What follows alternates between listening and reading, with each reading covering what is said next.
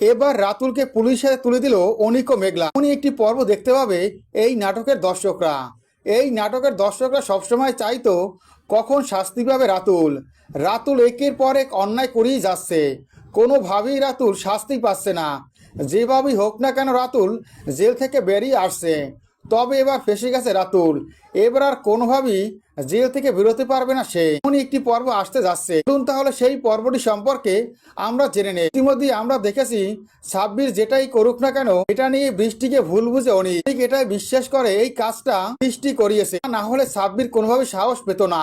তুমি সাব্বিরকে দিয়ে মেঘলাকে শেষ করতে চেয়েছো, এখন আমার জমি দখল করছো, এরকমটা কেন করছো তুমি? কথা শুনে সাথে সাথে সাব্বিরের কাছে চলে আসে বৃষ্টি। বৃষ্টি সাব্বিরকে অনুরোধ করে অনিকের জমিটা যেন সে ফেরত দিয়ে দেয়। এরপরই অনিকের জমিটা ফেরত দিয়ে দেয় সাব্বির। এরপরই আমরা দেখতে পাই কাজের সাইডে আসে অনিক, মেঘলা ও সাব্বির। আর যার কারের সাইডে সারা ঘোরাফেরা করছে, কাজগুলো দেখাশোনা করছে। তবে সেখানেই এদেরকে অনুসরণ করে চলে এসেছে রাতুল। এবার মেঘলাকে শেষ করবে যেভাবেই হোক না কেন। কোন প্ল্যান নিয়ে সেখানে হাজির হয় রাতুল। রাতুলের প্ল্যান এবার বাস্তবায়ন হলো না, সাব্বির হাতে ধরা পড়ে গেল রাতুল। অনিক মেঘলা একসাথে যখনই কাজের সাইডে কাজ দেখছে তখনই তাদের দিকে বন্দুক তাক করে রাতুল।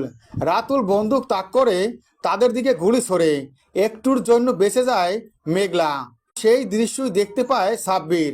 সাব্বির দেখেই সাথে সাথে রাতুলকে ধরে ফেলে, কিন্তু রাতুল হাত ফসকে চলে যায়। যে দৃশ্য দেখতে পায় অনিক ও মেঘলা, স্পষ্ট দেখতে পায় রাতুল গুলি করে পালাচ্ছে।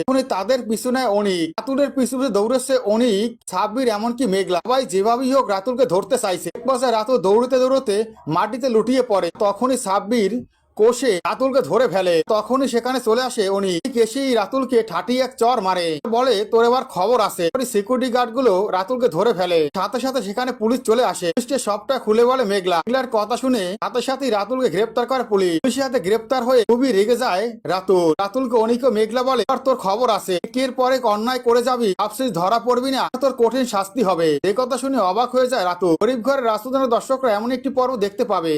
গরিব ঘর রাজপুত নাটকের প্রত্যেকটি আপডেট ভিডিও পেতে আমার চ্যানেলটি সাবস্ক্রাইব করে বেল আইকন অন করে রেখো। ধন্যবাদ।